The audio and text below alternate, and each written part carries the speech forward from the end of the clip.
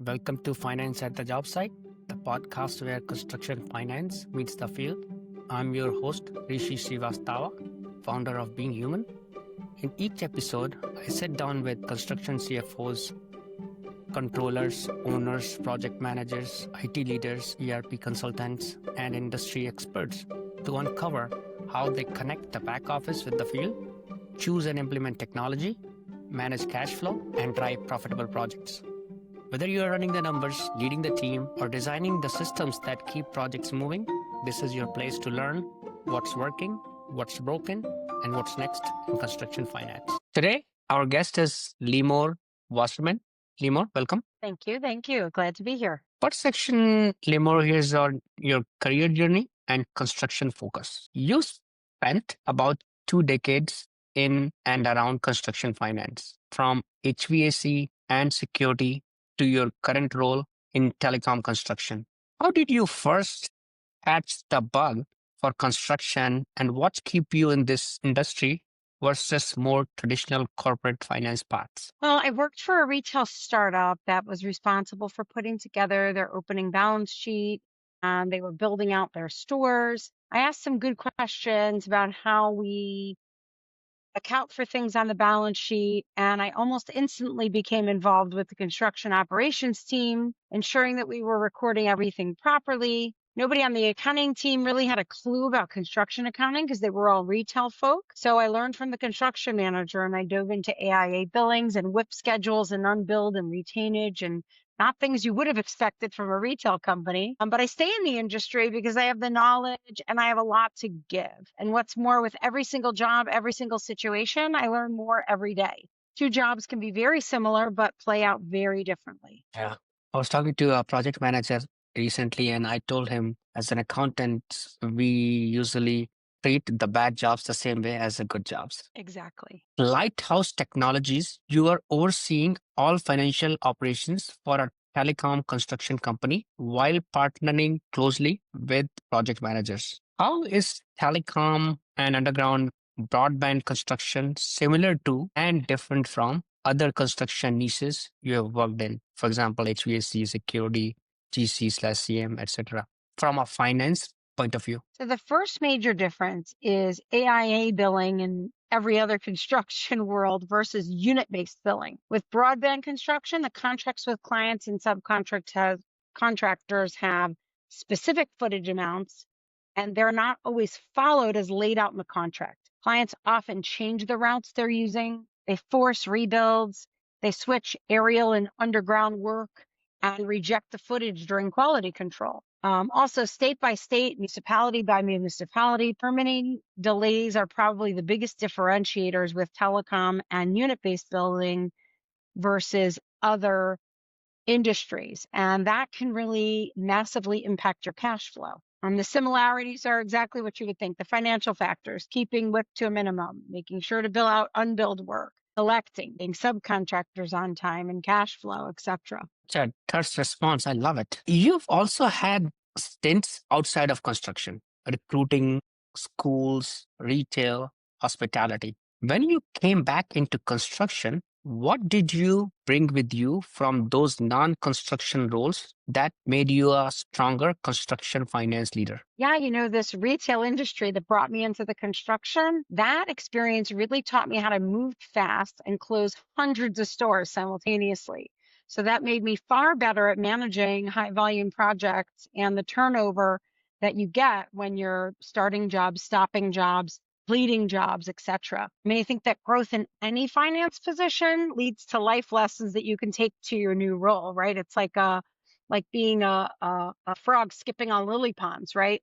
And depending on which lily pond you take is the experience you get to go to the next place. And so my strengths of team building and reducing data entry and double work really could have been obtained in any environment. Yeah, the double entry is such a big deal in this industry. I'm glad that you've gotten control of it. A lot of people we talk, they got people who are double entering half their job. Yeah, I think that when you talk about double entry and things like that, I think that we forget that accounting is seen by upper management as really this back office, and it really doesn't matter what they do and how they do it. as long as we get our financial statements. They don't know how long it takes us to close the books and do all of those things. And when there's growth in the company, accounting has nothing to do with it. And so we're the first to be laid off, right? Our staff, maybe senior management's there for a while. But if you can tighten up your day-to-day operations and save the company the bottom line money when they grow, that is where you can show your value in dollars. Yeah, definitely.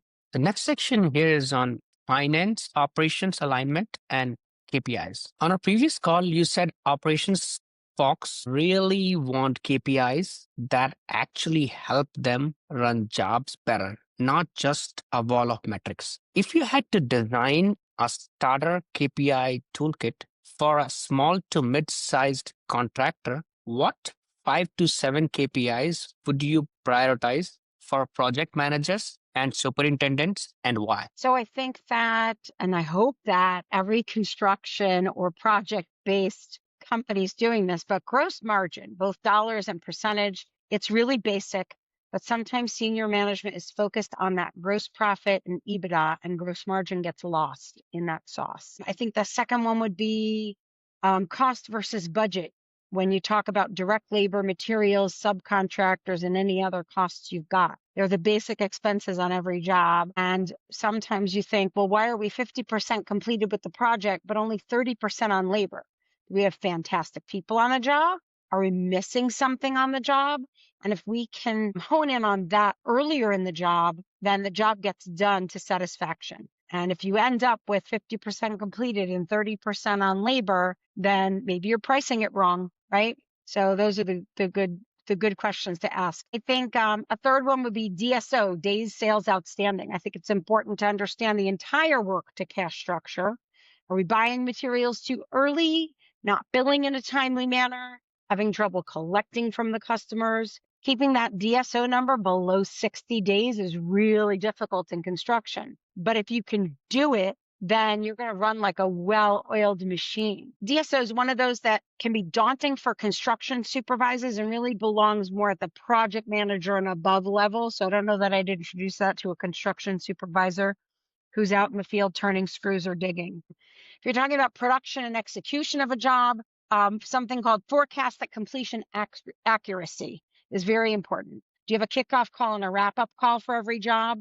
The wrap-up can tell you a lot about something. Did you have fees that you didn't expect? Is there higher labor? Who did we have on that job? Do you have some discipline or performance issues, right? Weather days on the project. Are we recording when it snows or when there's a hurricane or when it's really hot and we can't be on a roof or up in the air or down on the hot ground? Another one for production and execution is crew output rate. Especially at Lighthouse, crews are different in different parts of the country. So depending on skill, pay, management style, if you have a metric that you can follow, that you can compare across the country or across different segments, you can really determine what needs to be done for slower output rates. Production versus plan, field teams care deeply about the time, not just the dollar. So when you're talking about a construction manager versus a project manager, you have to look at all these KPIs and decide who's what. Yeah. My last one is percent of billing supported by required documentation, right? How much are we crediting because the client won't pay us for work done, or how much time passes because we have to chase a subcontractor on work they've already been paid for, right? The broadband construction industry is not an industry where we get pay when paid, right? Which a lot of constructions are like that. They don't pay their subcontractors till they get paid from by the client. We have 30 days to pay our subcontractors after we do the work. We might not even bill our client in 30 days. So sometimes we're paying out our subs months before we get paid for that work that we've done by the client. So yeah, KPIs are important, and who you share them with is more important. Make sure you're not overburdening your construction managers with things that they don't understand or every day can't fix. I mean, not having pay when paid must be very challenging for someone like you. How are you going to manage your cash? Right. So, you have to make sure you're instituting final waivers that are strong, that have strong language that say, look, if we need something from our client, you're going to agree in this waiver to pay us. So and we try as much as we can to hold off those retention payments to the subcontractors until client has signed off on all the work. So we do have that retention that we keep. By the way, I learned a couple of new KPIs from you. Good. We're going to talk about them later. Yeah. You shared a great example of a company allocating uniform costs down to every job and every hour, then asking, what are we really getting out of this level of granularity? How do you help a leadership team decide where to stay super granular versus where to simplify into something like a burden rate? Sure. Most managers cling to that granularity because it gives them a false sense of control, that they can control the costs on their jobs, they can control everything. I think showing them a side-by-side model of, let's say, a granular allocation versus a burden rate, and if the granular version doesn't materially change what decision you'd make from those numbers, then we can introduce a burden rate, right? And say, listen, this will save us money in data entry, right? We won't have to take that uniform bill for 50 workers and decide what, Johnny spent 20 hours here, 10 hours here, and 10 hours here. So let's allocate all of that. Again, showing where accounting can save dollars in the bottom line. And that's one of those things. Most companies benefit from a burden rate, right? Because the details are a lot of noise that can be smoothed out. And depending on the size of the company, you could decide that something over $1,000 or over $5,000 is immaterial and doesn't need to be broken down. But I caution that if you institute a burden rate, you have to review it often. For smaller companies, that might be every quarter. And for bigger companies, it might be once a month to decide, is this the burden rate? And what are you basing it on? Are you basing it on hours, labor hours? In my industry, we base it on number of feet completed. Maybe aerial feet would have different than underground feet because the subcontractor dollars are going to vary state to state. In rural Michigan, it's going to be very different than in a metropolitan city in Texas. Yeah. You often talk about it doesn't matter who's right. It matters that we get it right. Can you walk us through a real situation where finance and operations were in an us versus them dynamic and how you helped turn that into a shared problem solving effort? Yeah, it just happened a couple of weeks ago. We had a client that's overpaid us, and the billing has been a difficult thing to manage between us and the client. And the client instituted a new system where they tell us what they're going to pay us, right? So we then mimic that bill. Our system doesn't allow you to bill for something if you haven't done the work, right? So we have this foolproof system that we can't make up bills for anything that we haven't done. So we have all of these invoices that have overpayments on them, but we also have invoices for work that we've done but haven't billed out.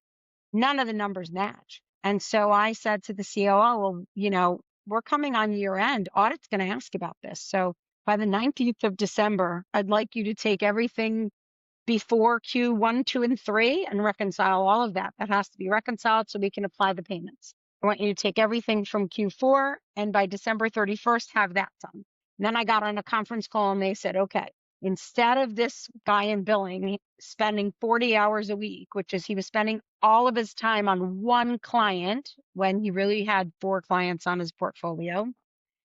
And instead of that, we're going to go in and see what work we've done. We're going to compare the map with the client's map, make sure we agree on the work done, and then say, okay, overall, we've completed this work. They've paid us for this work. So, Mr. Client, we've done this work. You haven't paid us for it. Please advise. They may say, we paid you for it on these invoices. They submitted to us or whatnot. And so I said, wow, it sounds like a great solution. And the COO said, well, you have these deadlines. I said, forget the deadlines. I don't care about the deadlines. It's my responsibility to talk to audit and explain to them what happened and how it happened. And it's your job to make sure that we bill and get paid for, that we have the work done, that we can bill and get paid for it. So your system's working better. I'd rather do it right and get paid in a timely manner than be right and say, well, you have to do this by the 19th and this by the 31st, right? And so everybody was happy that everybody's happy and we're going to get paid hopefully by the end of the year for everything, right? Yeah. This story brings a breath of fresh air. As a content, sometimes we are known to be sticklers. Right. And that's, I think, again, we have to remember that these guys out in the field are turning screws or digging ditches. And if we're asking them to do paperwork that clearly many of them, especially, and I'll be very generalistic here and people will come down on my throat, but let's just say 45 and over, right? They're not as technologically savvy as the younger ones. So the younger ones are happy to go onto an app and put a receipt in there and do all whatever. The older ones are used to bringing their receipts into the office and having somebody in the office do it. And that's okay. And I'm okay to be a support mechanism for that if they can't do it. But for the most part, if we just give them a teeny bit of training, they can do it. But when does it become our job and when does it become their job, right? So it's very interesting. Yeah.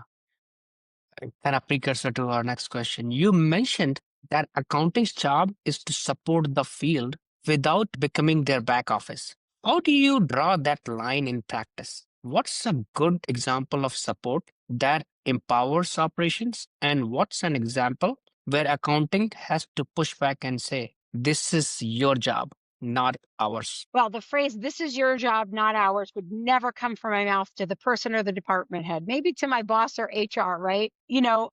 If a project manager came to me and said that his laborers are spending time finding good rates for hotels and car rentals, and they spend time on the back end with my staff's help to find out, let's say, why the credit card charges don't match the receipts they submit.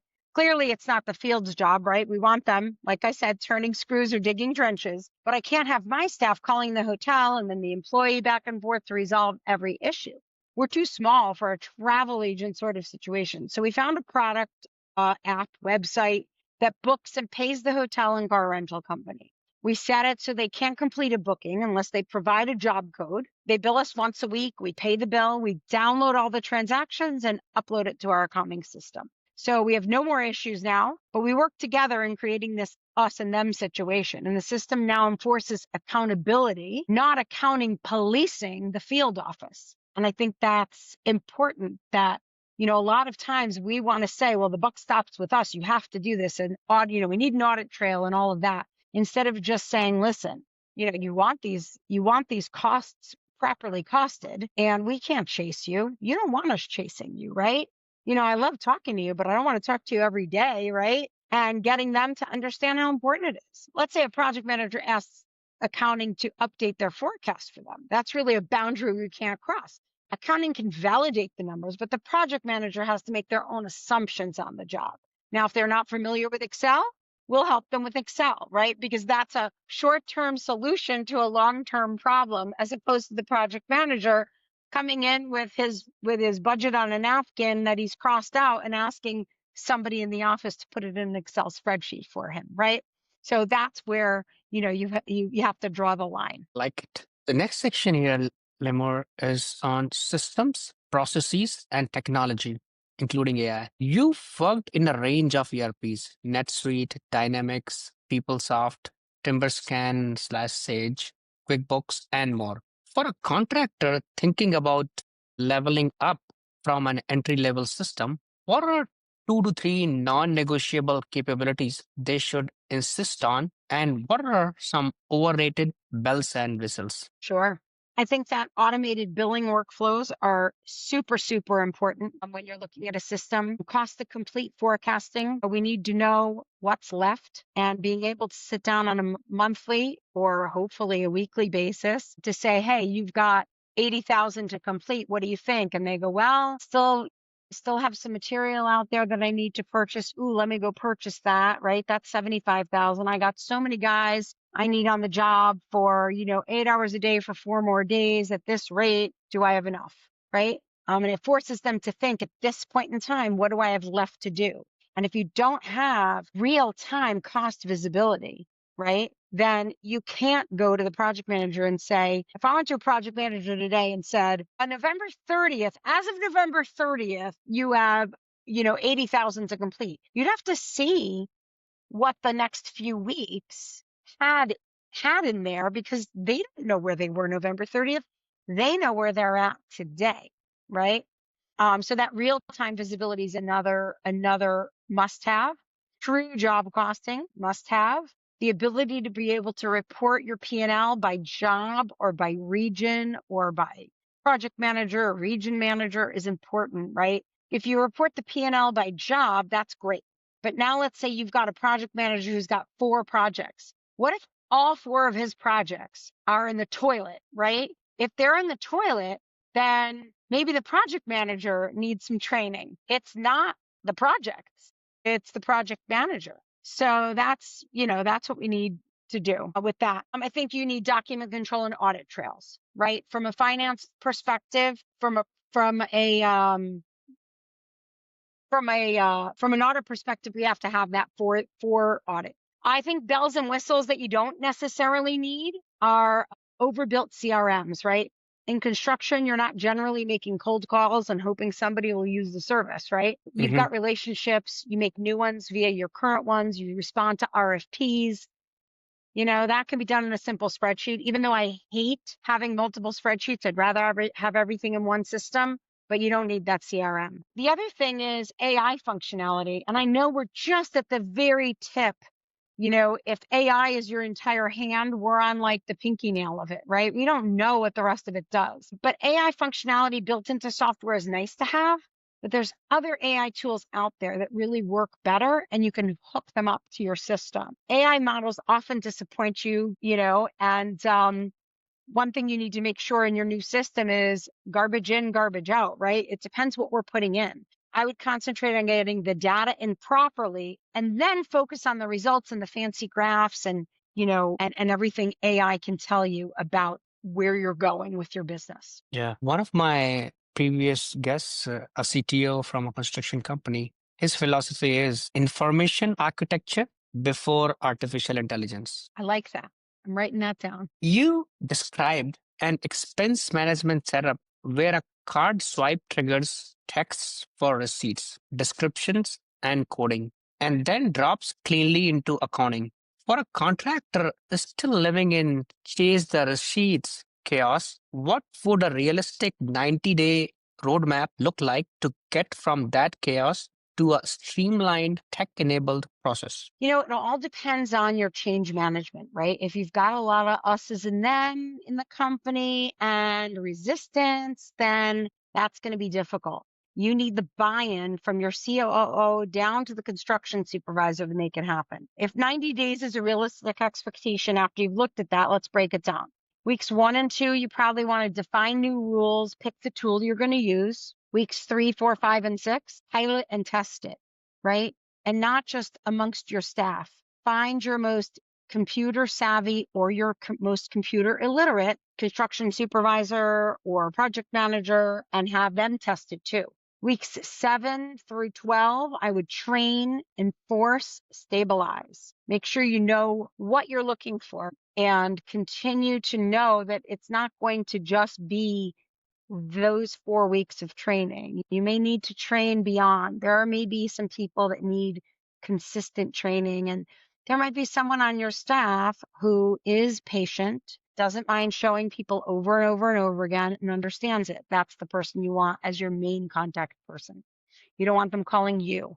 I don't want to sit on the phone with John and show him for the umpteenth time how to press submit. Before you go in, you have to make sure you know what defines success. Is it 80% adoption? Is it 90% adoption? Are you able to audit the results? Are you able to quantify it? At one point, I had started with like a simple Google form that employees would fill out, 2 to 3 fields, name, job, comment, and take a copy of the receipt and send the form in. Our AP specialist would take it, see if the employee name was a production, sales, or management employee, code it properly. If the receipt matched the credit card transaction, we're all good. With the VP of operations help, we got everyone using it in like 2 weeks. He even supported shutting off their corporate card if we asked them twice to fill out the form without a response. So that change management was easy, even though it was this primitive Google form where you take a copy of the receipt, fill out 2 to 3 fields, and that's it. It was amazing. If you're implementing a new system with credit cards, it's a little easier because you create procedures with those cards. but you need the buy-in from the COO down to whoever's using the credit card. Yeah. I mean, having support from, operations is so important. Many finance leaders are being asked to drive automation and analytics on top of their day job. When you think about process improvements, whether dashboards, BI, or AI, how do you prioritize which initiatives to do first? And how do you measure whether it was actually worth that effort? Yeah, I mean, I always talk about lowest hanging fruits, right? They're the processes that save us time and money. So if we can implement a software or a platform that handles three or more of the spreadsheets that we're maintaining, or hire some sort of company service instead of hiring another person, we're good, right? What can you do quickly so that you could see the benefit immediately? I think that's the key. And I talked about this before, saying that the accounting and the finance departments, senior management does not want to hire a new person. They don't. And they're reluctant to spend money on it because what we do doesn't bring in more business, right? It makes the business that we have easier to handle. But if you can show them the bottom line savings, you have affected the bottom line. And I feel like a broken record, but that is the bottom line, is that we need to show them that we can save them money too. Yeah. Yeah. Uh, need for a field labor so easy to see. It's just the need for more accountants sometimes. Right. But how do you get your CEO to say, yeah, let's spend $200,000, $50,000 on a new accounting system, right? For $100,000, we could hire somebody. We could hire one more person. Do we want to hire one more person? And how do you prove that? It's not easy. Yeah, it's very tough actually. The ROI, you're also baking in some sort of future assumptions on the accounting system versus the person you would have hired. And what if the person you hired wasn't fit for the role and you had to start the hiring process over? And then you had to train them again and all of that. And who's doing the work in the weeks that you're, interviewing and hiring somebody? It could be a huge, cost detriment. Definitely. The last section here, Limor, is on leadership, soft skills, and change management. You've said that for controllers and CFOs, soft skills matter more than whether someone has used a specific system like Yardi or NetSuite. When you are hiring or mentoring senior finance talent, what soft skills are non negotiable and how do you actually test for them? So I think that communication, curiosity, problem solving, and follow through are the most important things for management and accounting and finance, right? I mean, during an interview, I'll simply ask for examples of how they did this at their current or their previous company. But my real test is the references, right? HR doesn't, first of all, I like to do my own reference calls for anybody hired under me. We just hired an AP specialist and I did the reference calls, even though Mhm. they're not reporting directly to me. But I want to know that the person I'm hiring is the person that's right for the job. I mean, I want to be thorough with those references. And I don't know if I mentioned it, but at one point I was a recruiter. I recruited for Robert Half. And so I have some of these skills, which I can kind of look at resumes really quickly and say, yeah, they may have the skills we need or not. But my favorite question, which HR hates this question, but I ask it anyway. If you owned $100 million company, would you hire John? And what position would you offer him in the company? Now, if I get, yeah, John would be great as my personal assistant because he knows where all he's really good on the internet and he can find the best caterer and blah, blah, blah, blah, blah. He's not the guy I want in my finance department. Who's John? Who's John? Right. So, but if I ask the question and they say, oh, he would definitely be my controller or my AP manager or whatever. And if I get that similar response from, a second reference, now I know Mm. that that's my hire. And I often say, well, why? And they'll tell me that they're detail oriented and that they understand the gap, procedures, policies. They understand three-way match, or they're always looking at the bottom line cash flow. They'll give me the reason and that will tell me who they are and I'll know whether they're the right hire or not. Yeah. Yeah, actually, I also run a software company. Hiring people is so hard. Go to these interviews and everyone gives you polished answers. There's nothing, you can figure out from an interview. Feel like, you know. You got to come up with those questions that throw them off balance, right? Why, Mhm. why should I hire you? Mm. You know, I got an interview. I had a question one time in an interview. What kind of brownies do I like? I'm like, what kind of brownies? Yeah. Do you like an end piece? Do you like a middle piece? Do you like them sweeter? Do you like things in them? And I was like, okay. And I answered the question. It threw me off balance, but the mannerism in which I answered the question showed them whether I had prepared an answer or not. So you can tell when somebody has a canned answer that they've prepared for you versus an out of field question where they actually have to think about the answer. Like it. In your view, there is always an us versus them somewhere. Field versus office, finance versus ops, senior management versus the front line. What are some concrete things a construction CFO or controller can do in the next 30 days to start breaking down one of those walls inside their company? Yeah, so let's say it's accounting versus operations, because that's a big one usually, right? Sit in maybe on a project management meeting, maybe shadow a foreman for a morning, review the WIP schedule with the operations team. You can get a lot from that. You have to really find out what makes them tick, right? And then you can bring them things that help them with their own job, right? I think that if you looked at this report, it might help you with the issues you're having, right? Or if they're an analytical person or a people pleaser, there's different approaches you would take. Long term, you can have lunch or drinks with the manager of the department. You can suggest one-on-ones to help bridge your departments together. Phrases like, what's your biggest pain point right now? Let them talk about their pain point. And they may just go on a tirade for, 20 minutes to tell you what's paining them right now. It might be you that's paining them, and you'll have to listen to 20 minutes of what's paining them. What can accounting do to make your life easier? That's another good one. Stop bothering me. Okay, let's dig into that. What does bothering me mean? Let me know. Am I emailing you 3 times a day about the same thing? I'll stop that, right? What is it that we can help them with? And if you can figure out and implement something that helps them in the next 30 days, 45 days, whatever, like you were saying, then hopefully they'll reciprocate and help you when you need backup for something or when you need something, right? And I have to say that at Lighthouse Technologies, one of the strengths is we don't have an us and a them. We are willing to help when there's an issue, and somebody may not have the time to do it themselves, but they'll be happy to give you whatever you need to solve a problem. There was another company I was in where I came in just when 2 companies merged. And a lot of people were laid off, and the leftover employees had animosity for one another. And I noticed that there were different posses of friends that were going out to lunch once a week, and noticed that they included certain people and excluded certain people. And it was like a big deal if you got invited to this lunch or that lunch or whatever. And I thought, oh God, there's more going on here than I don't want to share my AR with you, right? So I had everybody in the conference room for lunch one day, and I ordered from one of their favorite restaurants. And what did I know how their favorite restaurants were? I noticed what the leftover bags were in the fridge, mostly from one restaurant. So I figured that must be their kind of favorite.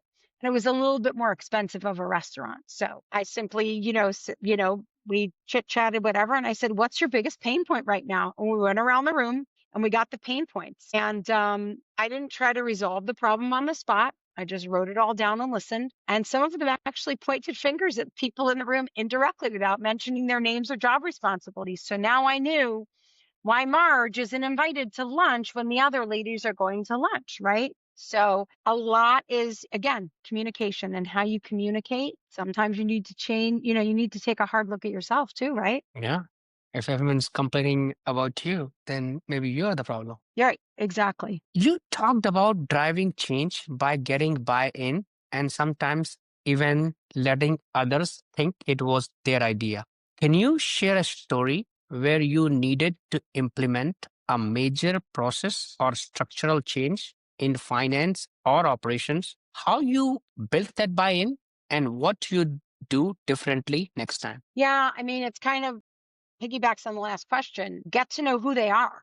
If they have a big ego, then saying something like, I heard that giving the project managers recurring reports showing them project health makes them more profitable. I don't know much about it, but maybe you should look into that, right? That gives the person enough information to go Google, ChatGPT it, and ask their peers about it, and eventually come back and implement it or ask you to implement it. And it was their idea because they did all of the research. Fine. Remember what I said? I don't want to be right. I just want to get it right. When it works and someone says to me, but that was your idea, that's what I come back with. I don't want to be right. I just want to get it right. You have to know who your audience is before you implement the change. I had a job that I came into. I created procedures, cross-trained people. I wrote a procedure manual, and I ultimately worked myself out of a job because they had clear duties and clear cross training. Everything was in a binder on everyone's shelf. And so if somebody was out one day, they could pull out the binder and see what that person did and do it. So they had some layoffs, and I put myself out of a job. But I first came in and I observed for 6 weeks to understand the personalities before I made any structural changes. How did they work with other people in the department? What were their work patterns, their ethics? I wish I had AI back then. It was my daughter was 10. So God, it was like 14 years ago. I wish I had AI back then. So I could have fed it all into the computer, right? And it would have come up with who would have been the best AP person, who would have been the best AR person. But taking the time to figure out the best approach is just as important as the process itself. Yeah. Actually, I really liked the way you talked about letting others think it was their idea. People rarely believe what you tell them.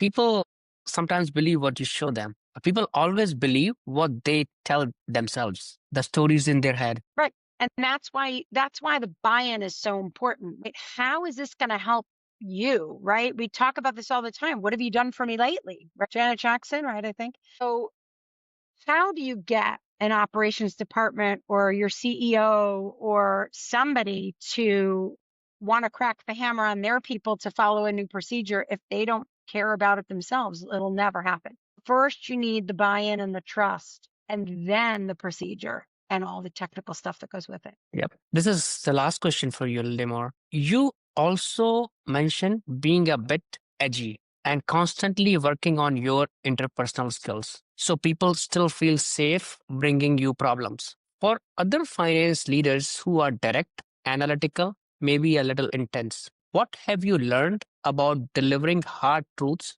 in a way that keeps relationships strong? Yeah, I mean, first of all, a lot of times I take a breath. A lot of times before I send an email, I'll put it aside, right? But the bottom line is you have to know your audience. Who can you be direct with? Who do you have to give a diatribe before delivering some news? Kind of like when you click on a recipe, you see a recipe you want. Do you read all that flowery language about being in the forest and coming in cold and you want a cup of hot soup and blah, blah, blah? Or do you just jump right to the recipe and go, what ingredients do I need? What ingredients do I have? Right. So, if you can observe all of those things about someone, you can really help deliver some hard truths. Right. So what I do know about my intensity, that it comes from passion, not ill will, right? Nothing I do or say ever comes from a bad intention in my body. I'm really a good person overall. I know that about myself. If I remember that, then I could take a deep breath and figure out how will the message be received, not how I should deliver it. And that's really the key. Let's say I wanted to tell a PM that their job's going over budget, right? If they're easygoing, which means they're probably not reading the report they get every Monday in their inbox, I would see them in the hallway and ask them to pop in when they had the moment, or ping them on Teams to talk to me when they have a free moment. I would start with something that maybe we share in common, like, oh, I golfed in 42-degree rainy weather last week, and boy, my bones are still cold, right? We talk about golf and we talk about the weather and whatever it is. If it's cooking or baking or something that I have in common with them, I'd ask them if they saw the report first, right? They might answer, nah, I was too busy. Then I could say, oh, by the way, and give them the details of the report. But if they answer, well, yeah, I know that project BD 42 is over budget. I had an issue and I'm not going to try and get a change order from the client, but I have to talk to my boss and blah, blah, blah, blah. Those are two very different answers. If I had said, instead of, did you see the report? If I said to them, did you know that BD 42 is over budget? I could get two very different answers. I could get, no, what happened? Let me see the numbers. Or I could get, yeah, I know. I've been, I'm talking to my boss about it. You don't have to ride me about it. It's a very, very different answer. So I may not have to deliver hard news. They may know it, right? For the most part, when we do self-evaluations, we're harder on ourselves than our bosses would be on us. And so Mm-hmm. if they get a Monday report in their bin and they look at it, they know. And by the time I see them on Wednesday, they're figuring out how to change it around if they're a good project manager, right? If they're a laissez-faire project manager, waiting for someone to come to them to tell them their project's over budget, and I have that conversation with them, then I can remind them they get these Monday reports, and I've highlighted for you in red when there's a problem. Or now I know Monday morning I need to go and tell the guy that I golfed this weekend every Monday morning, even if I didn't golf over the weekend, so I could let him know that he's got 3 red projects and he should look at them. So that's really, long term, how you can develop a rapport with people. And then if you do have a rogue day where you're not yourself, somebody would be like, well, that's not like her. Let me go find out what's wrong with her. Right. Or, oh, wow, she must have gotten some bad news. I'll wait till tomorrow and we'll work it out, that sort of thing. So, and again, it's just about knowing who you are, developing relationships, and, making sure that there's something in it for everyone. Yeah, yeah. I run a company. Pleasing people has been one of the things from my childhood. I've always been trying to do that. But now, when you have this kind of burden on yourself, like someone like I cannot please everybody all the time now. How would you advise me? Would I be your supervisor or am I working alongside with you? Let's say you are my consultant, and how should I not be pleasing people? Well, I think you can please people, but not cater to them. That's different, right? So you can, again, figure out what makes them tick. Is it bottom line? Is it making their employees happy so that they stay? Right? Then figure out, how can I help them? How can I help them get the numbers and the KPIs that are important to them to make them do their job better? And if you help them get their bottom line, whatever their bottom line is, whether it's production or numbers or whatever KPI that is, then they're going to know you're on their team and you've pleased them. And so when you ask them for something and need to be, what you need to deliver harsh news or ask them for something that they don't want to do, you've already helped them. So it's their turn to help you, right? Or you've reached out that olive branch there and they are more willing to help you. And listen, you have to remember that you don't come to work to be anybody's friend. And so if there is not a friendship and there's no love lost for whatever reason it is and you can't repair it, then you just have to go about your day and say, okay, I'm the controller, I'm the VP of finance, and I need this piece of information. And if I send an email and I don't get it, I'm just going to send it to his boss and let him deal with it. And if you're the CFO and you're dealing with COO and you have to bring in the CEO to handle it, that's what you're going to do. And it's unfortunate, but you hopefully have crossed every avenue before you've done that, right? And sometimes we can't be nice. And it's very hard it's hard for me to swallow because I always really want that door open. I want people to be able to come into my office virtually or physically and plop down with a problem they may have or something like that. And I hope that they equally plop down with, wow, you implemented this and it has saved my life. Thank you.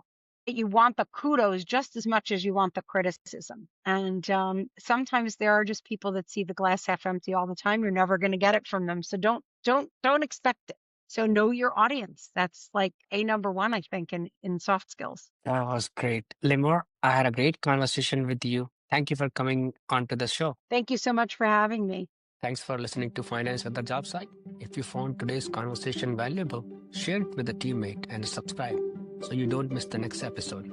You can listen on Apple Podcasts or Spotify or watch on YouTube. Just search Finance at the Job Site. Until next time, here is to building smarter, faster, and more profitable projects.